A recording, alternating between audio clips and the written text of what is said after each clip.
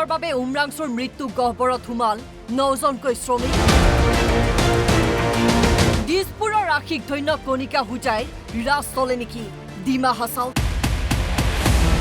উত্তৰ কাছাৰ স্বায়ত্তশাসিত পৰিষদৰ CEM দেৱলাল গাৰ্লুছাৰ পত্নী হোৱাৰ বাবেই গুৰু গোসাঁই নামানি চলাই আছে নেকি অবৈধ কয়লা খনি?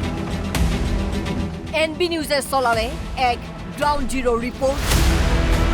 এয়া ডিমা হাছাওৰ ৩ কিলো আৰক্ষী চকীৰ সন্মুখৰ পথৰ দৃশ্য।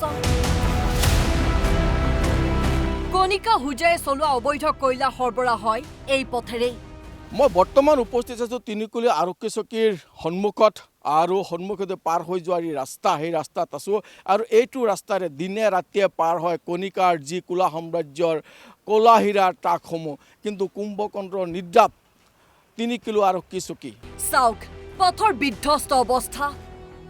কয়লা পৰিবাহী ট্ৰাক পাৰ হোৱাৰ ফলতেই পথে লৈছে বিধ্বস্ত ৰূপ। ৩ কিলোৰ পৰা প্ৰায় 10 কিলোমিটাৰ নিলগত থকা এইখন পাহাৰতেই জমা কৰে অবৈধ কয়লা। পাহাৰ কাটি সমতল কৰিছে কণিকা হুজাইৰ চাংগু পাংগুই। এই ঠাইখিনিতেই কয়লা জমা ৰাখি প্ৰেৰণ কৰে ভিন্ন প্ৰান্তলৈ। কণিকাৰ যি কোলা সাম্ৰাজ্য, সেই কোলা সাম্ৰাজ্যলৈ আমি সোমাই আহিছোঁ। ৩ কিলোৰ পৰা প্ৰায় 10 কিলোমিটাৰ পাহাৰৰ ওপৰত আমি ইতিমধ্যে আছোঁ আৰু মই দেখুৱাইছোঁ এয়া সমতল কৰি লৈছে। পাহাৰৰ যি ওখ বুকু আছিলে সেয়া বুকু উদং কৰি এয়া কৰি লৈছে এক সমতল ভূমি আৰু ইয়াতে ষ্টক কৰা হয় কোলা হীৰাসমূহ আৰু ইয়াৰ পৰাই ৰাজ্যৰ বিভিন্ন স্থানলৈ বা বহিৰাজ্যলৈ ইয়াৰ পৰা সৰবৰাহ কৰে কোলা কয়লা। ডিমা হাছাওৰ পাহাৰ এনেদৰেই কাটি তহিলং কৰিছে কণিকা হুজাই এণ্ড কোম্পানীয়ে। পাহাৰ কাটি পথো নিৰ্মাণ কৰিছে কণিকা হুজাইয়ে। আমি NB নিউজৰ টিমটো আহি ইতিমধ্যে গাৰ্লুছাৰ পত্নী কণিকাৰ যি সাম্ৰাজ্য, সেই সাম্ৰাজ্যৰ এক নিজান পাহাৰৰ ভিতৰতে প্ৰৱেশ কৰিছোঁ আৰু ইতিমধ্যে আমি ইয়ালৈ সোমাইছোঁ। আৰু এটা কথা উল্লেখ কৰিব লাগিব যে পাহাৰৰ বুকু সমান কৰি পাহাৰ উদং কৰি এনেদৰে নিৰ্মাণ কৰি লৈছিল তেওঁলোকে পথ, আৰু যোনটো পথ নেকি আপুনি এবাৰ আহিলে দ্বিতীয়বাৰ আহিবলৈ চিন্তা নকৰে। এইটো পথৰে কিন্তু কণিকাৰ যি কলা ব্যৱসায়, সেয়া ব্যৱসায় চলাই আহিছিলে আৰু সেয়া আমি দেখুৱাইছোঁ। যি ৰাস্তা, সেই ৰাস্তাত ইতিমধ্যে যি কলা মাটি যে অঘটন হৈছিল তাৰপিছত দেখা গৈছে এনেদৰে তেওঁলোকে মাৰ্কিং কৰি দিছে যাতে কোনো হেৰাই নাযায়। গতিকে এনেদৰে চলাই আহিছিল কণিকাই তেওঁৰ কোলা সাম্ৰাজ্যৰ কলা বেহা।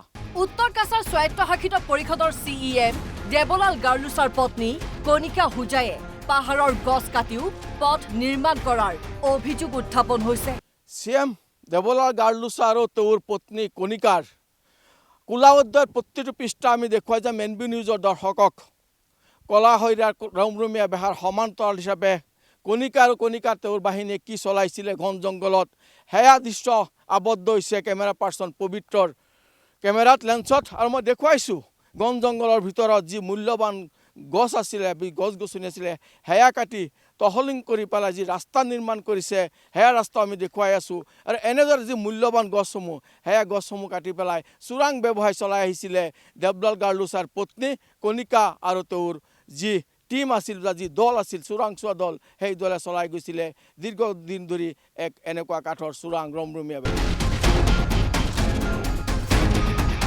উমৰাংচুৰ 9জন শ্ৰমিক নিখোজ হোৱা কয়লা খনিৰ নিচেই কাষতেই আছে কয়লাৰ বহুকেইটা অবৈধ কুৱেৰী। লাল মাটিৰ যি অবিভক্ত গুহা বা অবিভক্ত কুঁৱাৰী, আৰু সেই কুঁৱাৰীৰ নিচেই কাষত আছে এনেদৰে শতাধিক যি কুঁৱাৰী, অবৈধ কুঁৱাৰী, তেনেকুৱা কুঁৱাৰী আছে।